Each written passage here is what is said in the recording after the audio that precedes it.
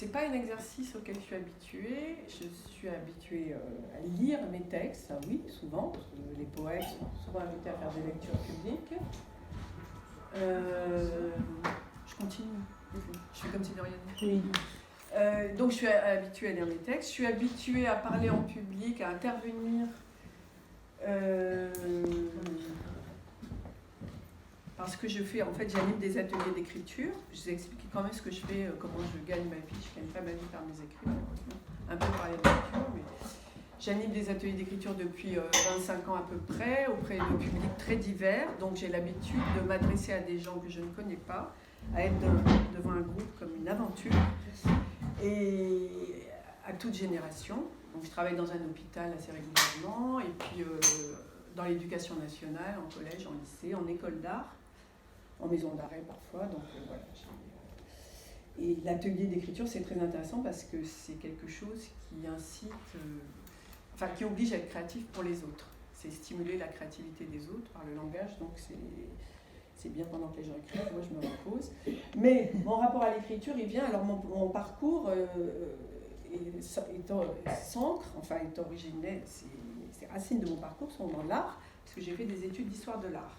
J'ai un DEA d'histoire de l'art, j'ai fait une maîtrise et un DEA sur Francis Bacon, donc quelqu'un qui est quand même très très lié en ce qui concerne la jubilation de la peinture, le plaisir de la peinture, c'est quand même un artiste extraordinaire. En plus, il y a en ce moment une exposition sur Pompidou à Paris de Bacon qui est liée à la littérature, en regard avec les écrivains qui l'ont intéressé. Et je suis arrivée à l'histoire de l'art. Pourquoi ? J'ai toujours aimé la littérature énormément. Je ne voulais pas faire d'études de lettres. Je pense qu'instinctivement, je ne voulais pas être formatée comme une étudiante en lettres dans un formatage universitaire. Et j'avais quelques peintres dans mon entourage quand j'étais adolescente. Et la copine d'un copain était à Tolbiac en histoire de l'art. Moi, j'étais en terminale, elle était en première année. Et voilà, elle m'a donné envie de le faire. Donc, je suis arrivée en histoire de l'art un peu par hasard. Et voilà, c'était... j'ai appris avec des gens comme Daniel Arras, qui est un spécialiste de la Renaissance italienne, que j'ai eu à Paris 3 ans, en DUG et en licence. Je ne sais pas si vous connaissez Daniel Arras. Et donc voilà, j'ai débarqué dans des grands amphis à Tolbiac avec Daniel Arras qui projetait des annonciations, des fuites en Égypte, des crucifixions. Et j'ai eu une éducation catholique quand j'étais petite, donc je sais ce que c'est qu'une annonciation. Il y a des étudiants qui ne savaient pas qui était la jolie blonde Marie, qui s'est fait embêter par Gabriel. Mais n'empêche que le folklore évangélique et l'éducation religieuse de base, ça aide pour l'histoire de l'art classique. Donc ça, c'était pas mal. Et Daniel nous apprenait comment un tableau pouvait être déchiffré un peu comme une enquête. C'était vraiment passionnant. C'était un homme qui avait énormément d'enthousiasme et de plaisir à communiquer. Et ça a été une passion totale. Enfin, grâce à des profs comme lui, j'ai vraiment aimé l'art. Quand j'ai fini ma maîtrise, j'ai commencé à faire de la critique d'art, parce que j'aimais écrire. Donc voilà, j'ai un peu associé les deux plaisirs. J'ai fait pas mal de piges pour Beaux-Arts Magazine, pour Art Press, pour Photographie Magazine. J'ai écrit beaucoup sur la photo à l'époque, je m'intéressais beaucoup à la photo. Et puis j'ai commencé à écrire ma fiction. Et la critique d'art, ça ne rapporte pas. Les piges, on ne peut pas en vivre. Et donc un copain m'a dit, mais tu peux faire des ateliers d'écriture. Ça a commencé les ateliers d'écriture, on n'en parlait pas beaucoup, en 94, 95. Et voilà, j'ai fait des ateliers d'écriture de plus en plus, et là, donc, je suis un peu connue dans le réseau des ateliers, notamment à l'hôpital, puisque j'ai une association, je travaille à Gustave Roussy, à Villejuif, avec des enfants malades, atteints de cancer. Donc je suis dans un service de pédiatrie, parce que je le dis, ça n'a pas de rapport avec ce que je vais dire après, mais c'est quand même important. Et je transmets le plaisir d'écrire aux enfants, et je travaille avec une prof d'art plastique, et on a souvent des projets transversaux avec des institutions culturelles. Donc l'hôpital, la poésie, elle ne reste pas confinée dans une chambre d'hôpital. On a fait des projets avec le McVal, avec le musée Rodin, etc. Donc il y a toujours les arts plastiques qui sont là pas loin. Voilà. Mes premières amours, donc la peinture, l'art, sont revenus en fait dans l'écriture à un moment donné. Alors, ce que j'écris en général, c'est très lié aux représentations au sens où je fais des fictions à la puissance 2. Alors je m'explique. J'écris sur les modèles culturels, sur les légendes qui nous ont façonnés. Par exemple, j'ai écrit un livre qui s'appelle Le Chaperon farci. Donc, comment on s'adresse aux enfants dans la littérature jeunesse et comment des modèles enfantins ont fait des choses assez violentes sur, par exemple, la puberté de la petite fille qui... sa mère lui dit de faire attention au loup, et puis elle y va quand même. Et puis, qu'est-ce que c'est que cette représentation du conte de fées? Et j'ai écrit aussi un texte qui s'appelle Shrek, sur l'ogre et l'ogresse, qui est un détournement du film d'animation Pixar, que vous connaissez. Donc, toujours des représentations comme ça, et comment ces représentations agissent dans la mémoire, dans notre mémoire lacunaire, se sédimentent en nous. Il y a eu aussi un autre livre qui s'appelle Gary Cooper ne lisait pas de livres, où j'ai fait une analyse de films hollywoodiens, de quelques films des années 40, des années 50, qui m'avaient fascinée parce que je suis une enfant de la littérature, mais je suis une enfant de la télévision et du cinéma. Les enfants qui viennent après moi sont des enfants d'Internet. Donc les choses, elles s'ajoutent. C'est ce que je dis toujours aux élèves quand je suis avec eux. Et moi, j'ai été cinéphile par la télévision, par le cinéma de minuit et le ciné-club le vendredi soir. Et donc, comment ces films d'Hitchcock, de Fritz Lang, comment La Nuit du Chasseur, sont des films qui m'ont marqué et qui ont produit quelque chose dans mon écriture. Et finalement, je me suis rendu compte que la peinture a agi de la même façon. Pourquoi j'ai écrit sur Francis Bacon? Pourquoi j'ai fait une maîtrise sur Bacon? Parce que j'avais vu Le Dernier Tango à Paris, qui est un film assez dur, mais je ne sais pas si vous vous souvenez, au moment du générique, il y a un triptyque de Bacon. Donc il y a un truc qui est resté en moi, et voilà, surtout que j'ai travaillé sur Bacon. Et pour ce soir, je vais vous lire des extraits de ce livre, qui est sorti il y a quelques années déjà, qui s'appelle « Toute résurrection commence par les pieds », qui est en fait une analyse des représentations féminines. Alors on parle beaucoup des femmes en ce moment, mais bon, moi c'était avant MeToo. Donc, une analyse des représentations encore de la culture savante, donc une Suzanne Aubin, une Annonciation, un autoportrait, mais c'est vrai que c'est beaucoup axé sur les femmes. Et ce qui est marrant, c'est que bien après, je suis retournée à Florence et en Ombrie, à San Sepolcro, où il y a la résurrection de Pironella Francesca. Et j'ai écrit, mon dernier manuscrit s'appelle Le dossier della Francesca. Donc j'ai écrit une espèce de biographie subjective et sentimentale sur Piero. Et là, il y avait déjà la résurrection. Mais c'est pas du mysticisme, hein, je vous rassure. Donc, c'est marrant parce que par un ami sicilien, je suis beaucoup retournée en Italie, notamment en Toscane et en Ombrie, ces 3 dernières années, et je suis revenue à mes premières amours d'étudiante en histoire de l'art et de ce que Daniel Arras a pu nous apprendre. Et voilà, c'est quelque chose qui est très, très présent aussi dans mon écriture. Je vais lire des extraits, puis après, je vous montrerai des visuels et je vous parlerai aussi de pourquoi j'aime tel et tel peintre contemporain, parce qu'on avait dit que ça serait sur le contemporain. Alors j'ai pris, c'est pas pour faire de l'hyper-féminité, féminisme à tout prix, mais j'ai pris 2 peintres femmes, Agnès Turnauer, Nina Childress, et un peintre homme allemand qui s'appelle Martin Damann, qui travaille aussi sur une matière assez onirique de représentation à l'aquarelle que j'aime beaucoup. Je le montrerai après. Donc voilà plusieurs extraits de ce livre. L'abdomen des visiteurs fait ouvrir les musées chaque matin. La flèche indique le sens de la visite et le degré de passion pour l'art. Le musée entre dans les mœurs comme doublure d'une autre activité. Acheter le journal, sortir le chien, faire un footing. La population réclame sa nourriture spirituelle. Comment, par exemple, mesurer le choc devant la petite chaise de Van Gogh? Par quelle statistique? Un radar? Le réglage d'une oreillette? L'option Grand Tour me permet de faire tous les musées de France en un mois. Je mets sur Grand Tour et j'expose mes souhaits dans un livre d'or. Si je n'appuie pas sur ma passion, elle ne vient pas. Au musée, tout le monde cherche le bonheur, la chaleur. Une chaleur répartie dans toutes les pièces, mais si on touche une seule chose, on déclenche l'alarme. Tout le monde ressent une égalité de chance devant ce danger, devant les corps créés pour le bonheur, les crucifiés, les rédemptés, dans un espace vieux de 400 ans. de la Grèce au Louvre, toute résurrection, avec de bonnes chaussures, et lente, certaine, victorieuse. Alors, il faut que je passe aux images.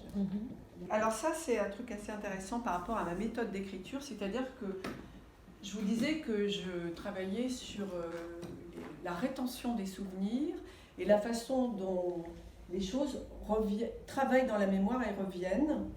Et ça, c'est une espèce de dessin d'enfant hyper mal fichu. Mais pour les gens qui connaissent Piero della Francesca, ils reconnaissent tout de suite la résurrection avec la position des dormeurs devant.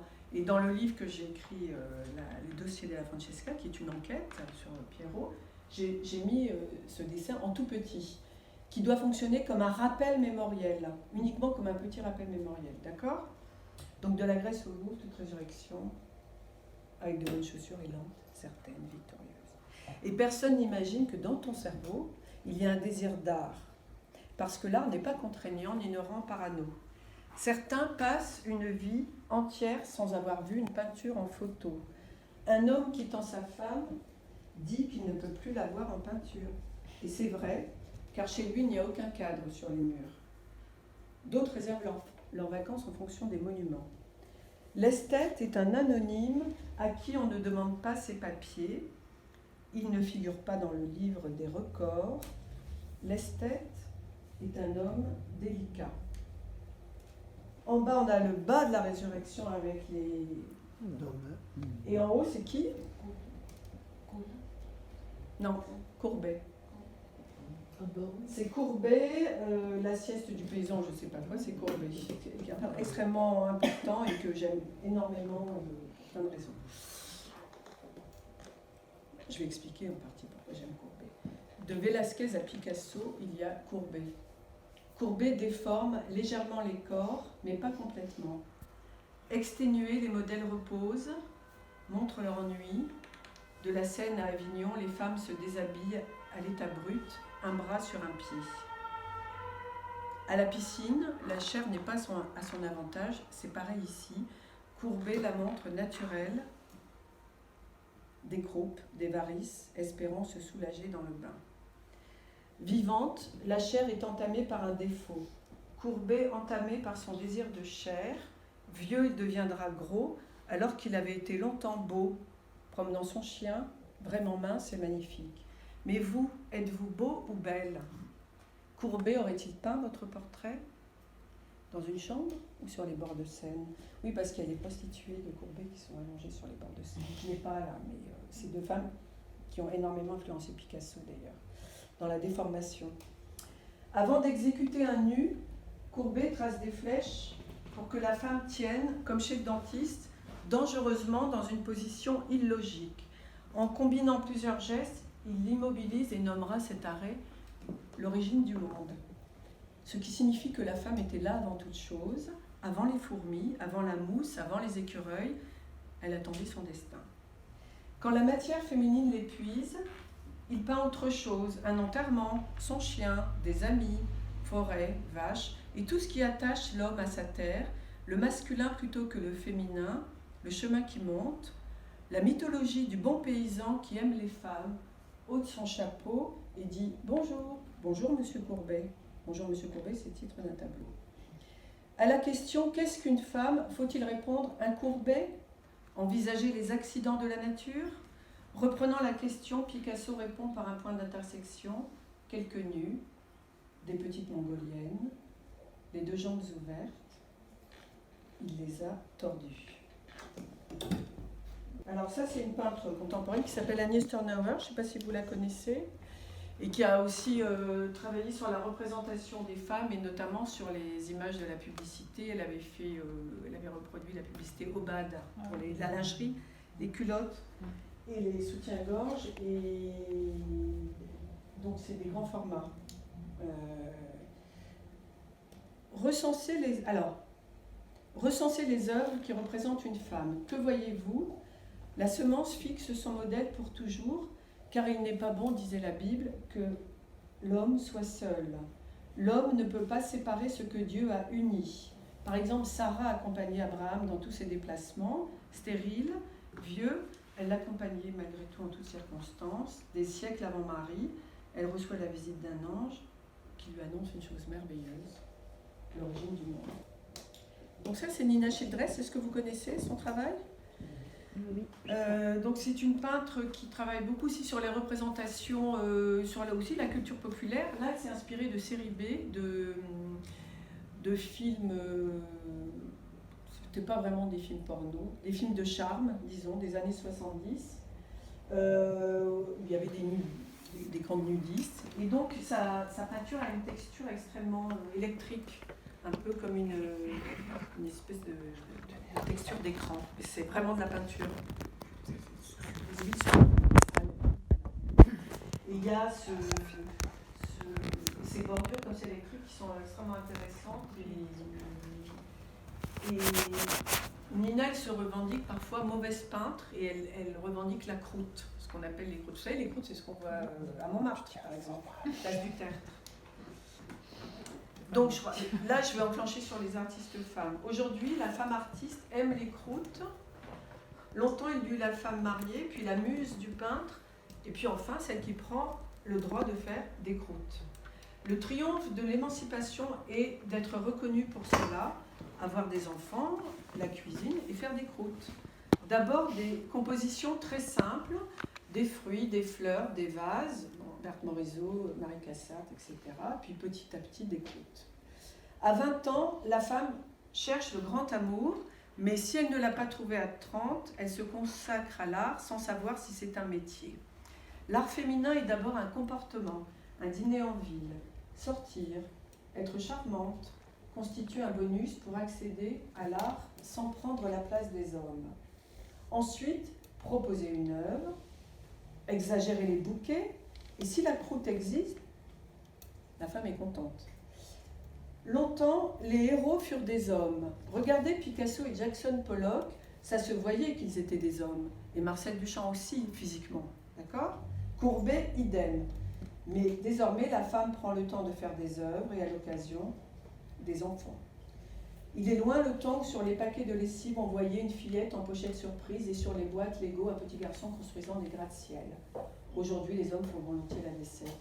Et si on introduit dans le champ culturel la cuisine et le ménage comme œuvre, est-ce que la femme sera comblée ? Les premières mariées de l'humanité accompagnaient leur mari à la fontaine, dans le désert, en Égypte. Sarah et Marie pensaient qu'il y avait un créateur au-dessus, que ce créateur était un homme, Dieu. Toute la nature était logique et les décisions formidables. L'épouse avait la certitude qu'elle devait quelque chose à cet homme extrême. Marcel Duchamp franchit un pas considérable en aidant la mariée à pendre son linge morceau par morceau. Alors ensuite, je vais vous lire le texte que j'ai écrit à propos de l'exposition Elle du Centre Pompidou, qui est une expo qui a duré 2 ans, elle a été reconduite, elle a été prolongée, donc c'est une expo assez importante. Vous voyez beaucoup d'œuvres d'artistes femmes depuis les années 60 jusqu'à aujourd'hui.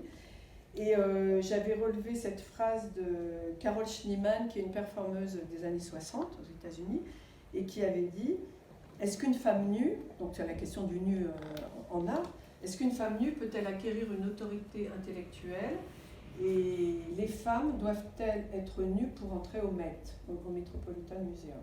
Voilà, donc j'étais partie de là. Généralement, le sexe n'est pas indiqué. On voit l'œuvre, on lit un nom et on sait que Michel-Ange était un homme et Raphaël aussi, leur nom se balade tout seul. Aujourd'hui, les femmes s'exposent dans les collections permanentes du Musée national d'art moderne. Elles restent habillées en vêtements de tous les jours. 2 courants essentiels s'opposent. Parfois, les pudiques et les impudiques. C'est parce que la peinture est peut-être plus sage que la photo et la vidéo. Berthe Morisot était sage avec ses cruches, sa nappe, ses petites filles à l'heure du goûter. Le chemin fut long pour que la femme ose se déshabiller devant une caméra ou des spectateurs. La performance fut telle qu'elle provoqua une tension. Les tirs de Niki ont des cibles intimes et tuent le tableau. C'est Niki de Saint-Phal qui, quand elle était jeune, tirait au pistolet. Les avantages d'être artiste sont les suivants. On peut avoir du succès, En participant à une exposition en même temps qu'un homme, la carrière peut décoller. On peut choisir ou ne pas choisir entre carrière et maternité ou prendre les deux. Enfin, il est possible de travailler un peu moins les périodes où on a un amant. Ce n'est pas grave d'être du deuxième siècle, du deuxième sexe ou vieux jeu. Certaines femmes préfèrent passer l'aspirateur et d'autres ressentent l'œuvre physiquement, risquent l'éboulement, escaladent une paroi, s'enduisent le corps, ça colle, ça coule et autres sortes de striptease. N'étant pas à vendre, le corps est juste un combustible.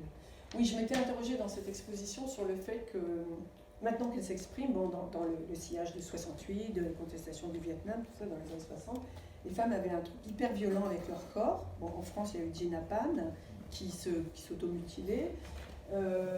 Carole Schneemann, elle a fait des performances où elle se mettait dans de la viande, elle appelait ça Meat Joy, donc ensemble la joie, mais c'est aussi la viande.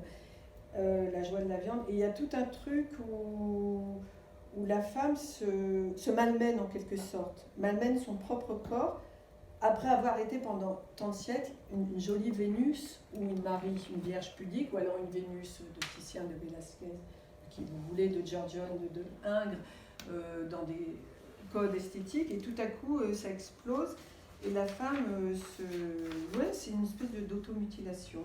Bon. Dans les œuvres cousues, les poses sont issues des revues porno, car une femme a toujours quelque chose à montrer par la main, la toile, l'aiguille, la fourchette. En se tranchant les veines, je pense à Gina Pan, elle fait une œuvre rouge. Initiative qui suscite un réel succès.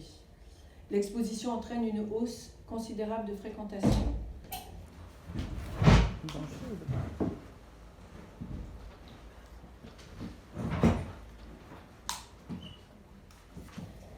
Après avoir été Vénus ou Marie, justement ce que je disais, debout, couchée, la femme s'attaque à son propre corps dans un ordre supérieur où la jouissance n'exclut pas la souffrance. Toutes aimeraient pourtant avoir un visage de Madone, mais le voile pas jusqu'en bas. L'œuvre intitulée « Pourquoi je ne porte pas de jupe » a mis les visiteurs en émoi. La femme en pantalon réévalue l'histoire de l'art dans un espace de 8000 mètres carrés. Que ce soit le corps slogan ou une chambre à soi, les hypothèses sont ultimes et consistent à affirmer qu'on peut être femme sans féminité, féministe sans révolution, aimer encore les portraits d'enfants et les bouquets de fleurs de Berthe Morisot. Il arrive que la femme se déshabille entièrement pour inventer un nouveau mode de communication, au pastel, à la miniature.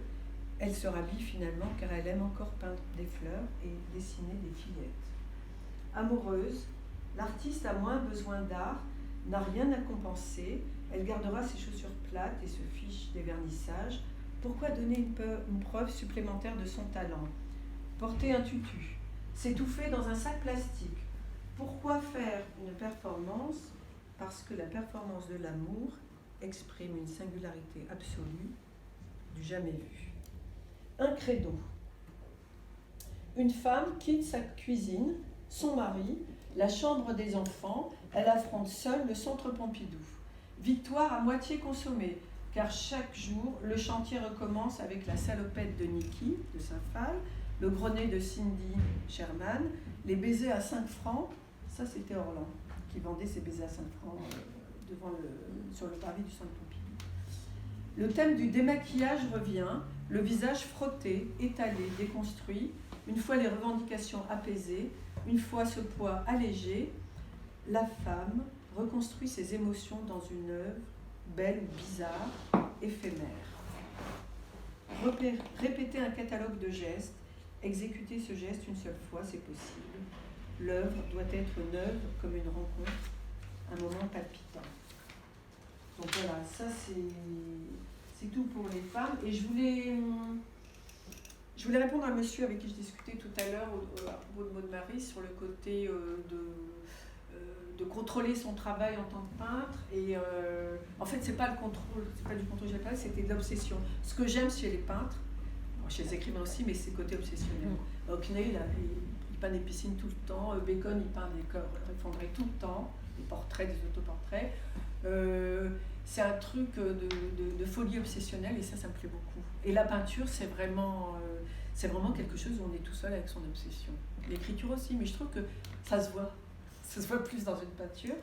Et j'ai relevé une citation de Bacon dans un bouquin que je relisais, là, sur John Russell, où il dit, c'est Bacon qui parle, il y a une partie du système nerveux avec laquelle la texture de la peinture peut communiquer beaucoup plus violemment qu'avec n'importe quelle autre. C'est-à-dire qu'il y a une zone dans notre cerveau, peut-être, à laquelle la peinture s'adresse d'une manière très brutale. Alors que dans un texte, on passe par quelque chose une abstraction, c'est très différent, par des détours de compréhension, d'interprétation, alors qu'une peinture, ça nous cause vraiment plus directement. Et je vais aussi vous dire, finir. Alors ça, c'est un extrait du travail plus récent, qui est sur Piero della Francesca, qui s'appelle le dossier della Francesca.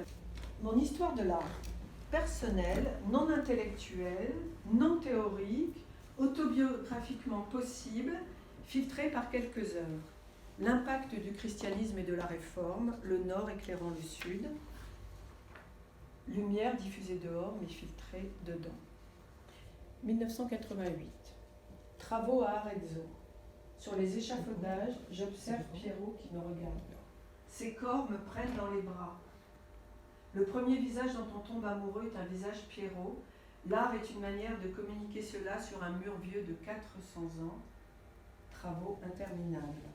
Un peintre poignant provoque un vertige de toute la hauteur des échafaudages. L'Italie me permet de réinventer mes racines. César, Antoine, de retracer les prénoms fondateurs, Piero, Léonard, Giorgione. Mon code génétique étant restreint, grand-père migrant, j'interroge les nativités. Qu'est-ce qui en moi ressemble à Marie? Ai-je le même front que l'enfant? Quel est mon lien, vu d'ici, avec le paradis? Quand je présente mon CV, mon nom de famille fait sourire. Les gens trouvent ça marrant, Pitolo, c'est mon nom, Pitolo. Un premier amour étant plus important qu'une première visite au Louvre, les œuvres qui ont jalonné mon existence sont reconnaissables à des moments de plus ou moins grande intensité sentimentale. Ma tante ressemblait à Sophia Loren, marque rouge sur les cigarettes. Ce qui est très italien chez les actrices ne l'est pas assez sur le visage des vierges, suaves, serviles, gentilles. Dans mon espace à N dimensions, les visages se transforment. Ceux de Piero évoquent la patience des enfants. Nos albums de famille, extase naïve, grande rédemption. Piero sauve quelque chose que nous avons perdu pendant l'enfance. Nos albums jeunesse, il laisse passer la lumière dans l'entrée sous la porte. Le ressuscité comble. Alors, il faudra avoir le ressuscité en tête, mais bon, la résurrection, mais peu importe.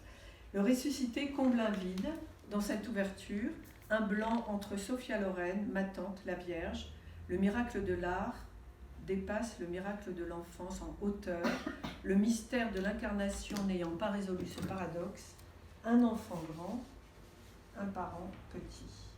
La Madonna del Parto, Mère Francesca, fend le tissu, une main sur sa robe, l'autre sur la hanche, sa ligne de chance Piero le fou, laisse flotter des questions qui préoccupèrent Freud.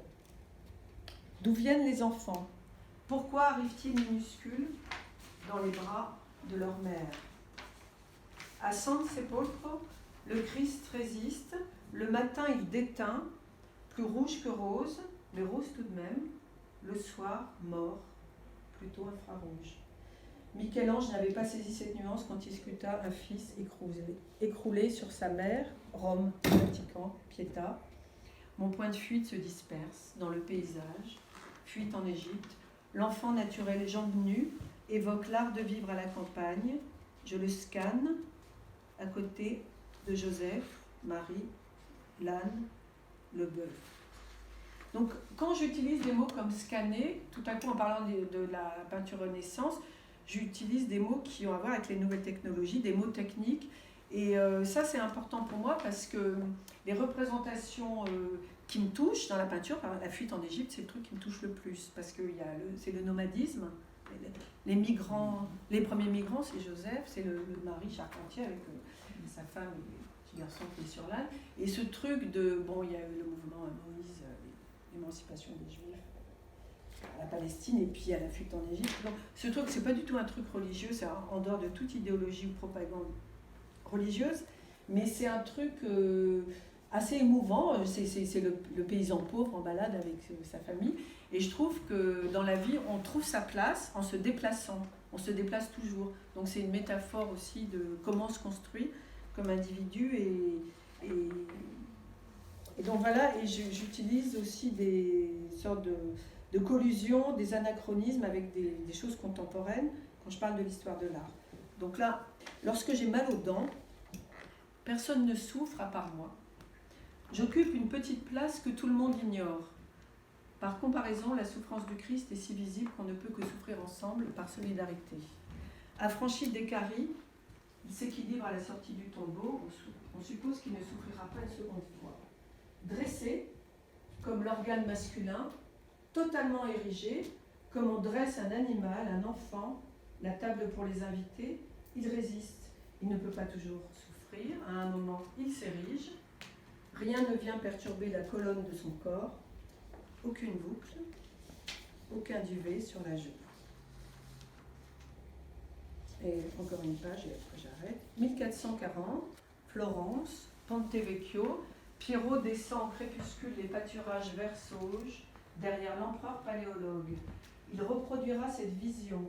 Cortège, byzantin juché, la jument précédant la pouliche, grand empereur, petit peintre.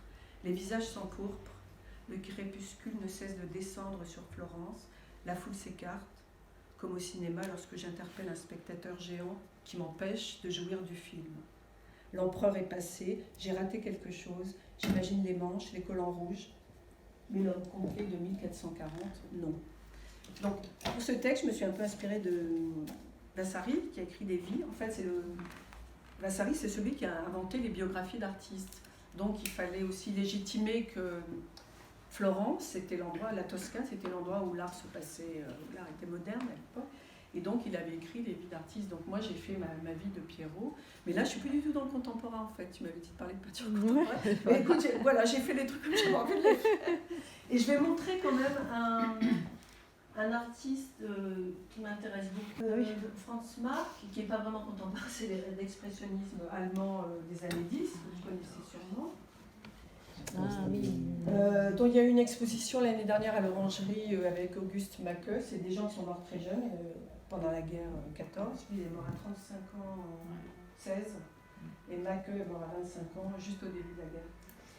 Et il y a quelque chose, quand je parlais du rapport à l'enfance de Piero della Francesca avec les joues roses, comment ces personnages, il y a quelque chose de l'enfance et de la jouissance de la peinture que je trouve extraordinaire chez ce peintre. Vous l'avez vu l'exposition à l'Orangerie?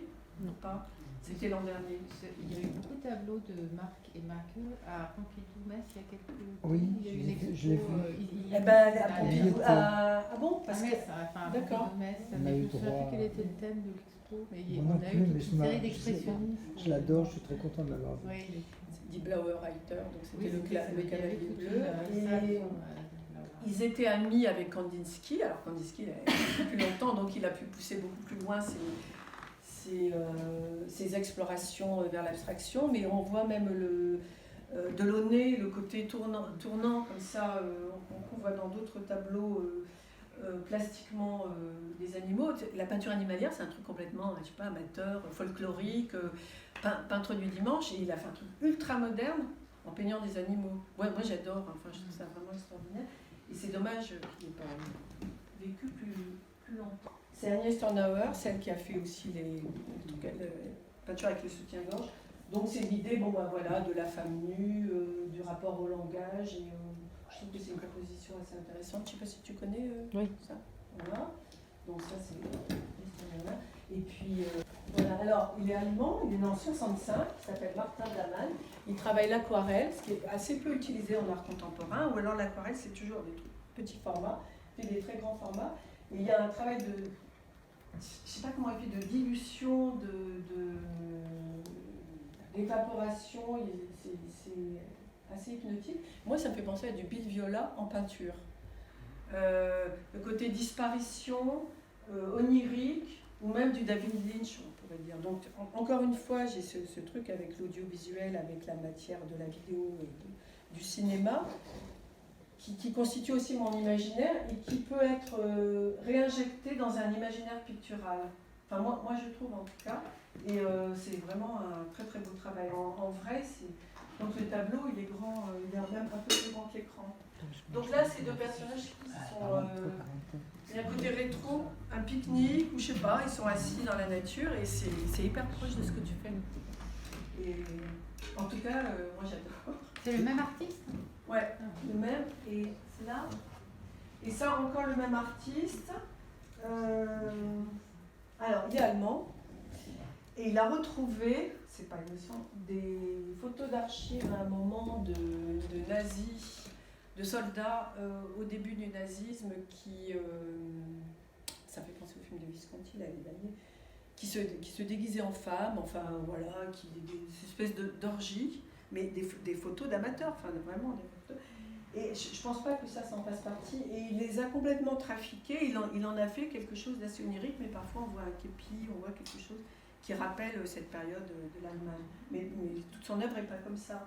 Mais en tout cas, je trouve que la matière, enfin la substance picturale est très très belle. Martin Daman, D-A-2-M-A-2-N.